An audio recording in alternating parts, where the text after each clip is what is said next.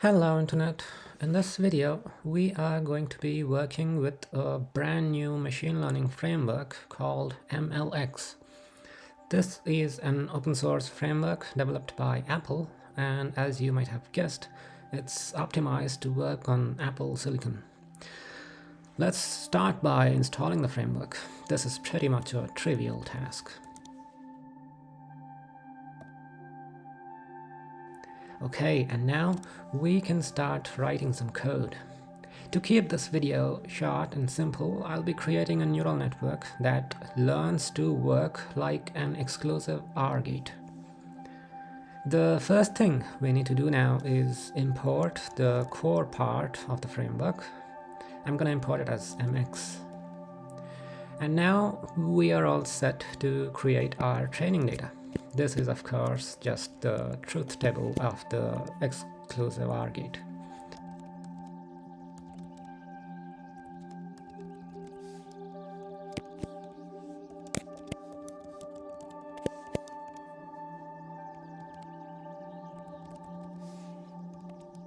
Now both of these are just one-dimensional arrays.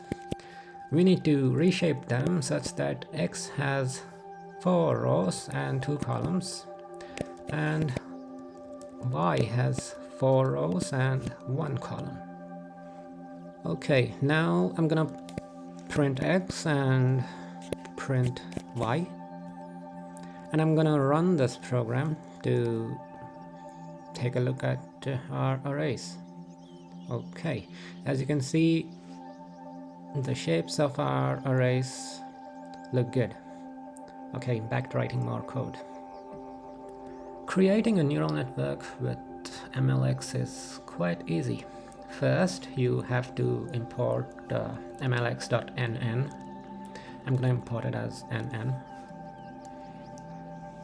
And then you need to create a class for your model. Let me quickly delete these two print statements. Okay. Now this class needs to extend the nn.module class. And now let us create a constructor for it. First, you have to call the constructor of the superclass. And now let's create our layers. So we are going to have 2 linear layers. The first layer is going to have 2 inputs because our training data is shaped as 2 columns per row. And then we are going to have a hidden layer with another 2 neurons. And finally, our output layer is going to have a single neuron. This will be the output of the XOR gate. Okay, and now we need to create the call function, and this takes X as input. Now this X is of course an individual row of our training data. And what we are going to do here is first pass X to the first linear layer.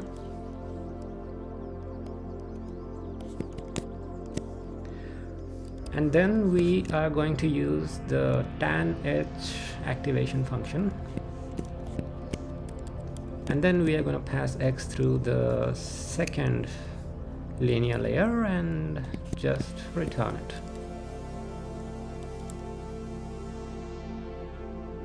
Okay, so this is our neural network. Pretty simple. Let's create an instance of this class. And now we need to make use of a function called eval. This MLX framework is a lazy framework, so you have to be aware of when you call eval, because the processing actually happens only when you call this function. So let's run eval on the parameters of our model. Okay. And now I'm gonna pass all of X to this instance, And currently our model is of course untrained, so its output is going to be junk, but let's see if this works. Okay, as expected, we got a bunch of values, but these don't make any sense. But that's okay. We are going to train our model now. So let's define the loss function. Our loss function is going to take 3 values: the model, the input data, which is going to be a single row of our training data, and the expected value.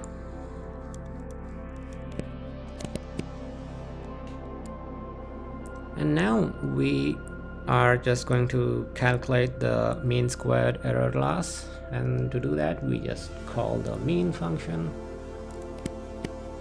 the square function, and we just subtract the actual output from the expected output.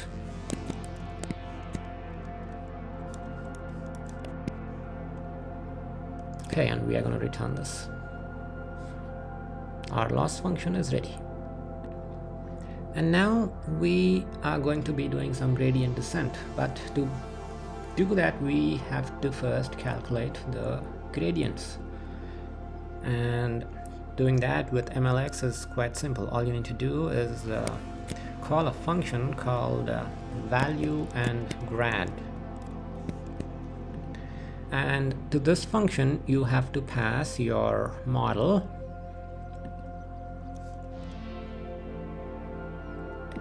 and the loss function. Okay, now we need to create an optimizer. But before we do that, let's import the optimizers that MLX has to offer.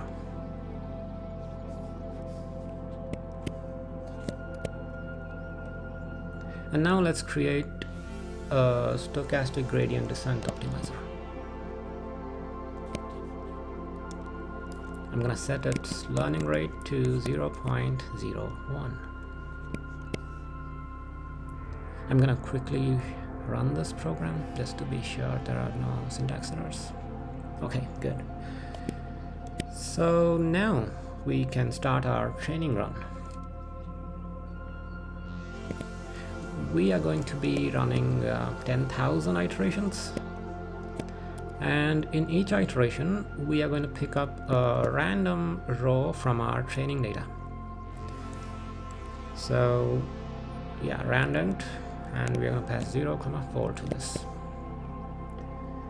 And now we can calculate our loss and the gradients. All we need to do is call the VG function and pass the model and our training data to it. So x of j and y of j. And then we have to use these gradients, so call the update function of the optimizer and pass the model and the gradients to it. Remember, nothing has happened just yet. No processing has happened. So we need to call the eval function again, and this time we have to pass both the parameters of our model and the state of the optimizer. Okay, and lastly, I'm gonna print the loss, and I'm gonna print it every 100 runs.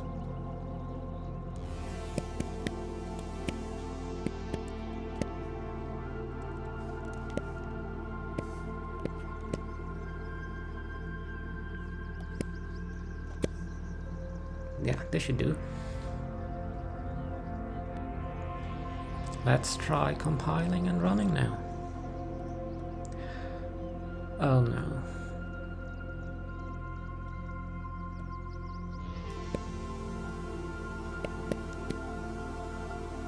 Yeah, this shouldn't be J, this should be I. Okay, good. Let's try again.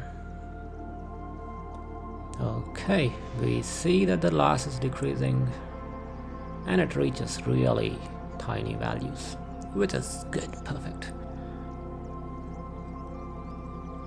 So let us try passing the training data to our trained model now and see what it returns.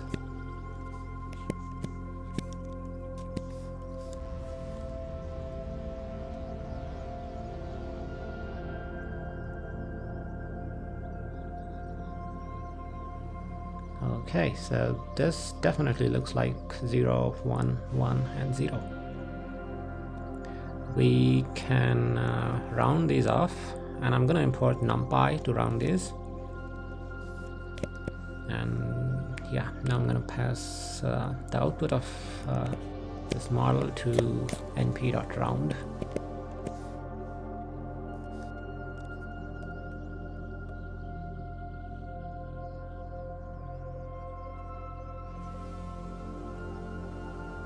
And there you go. We have 0, 1, 1, 0. So our neural network, our tiny little neural network, has actually learned to behave like the XOR gate. Thank you for watching. Please like and subscribe.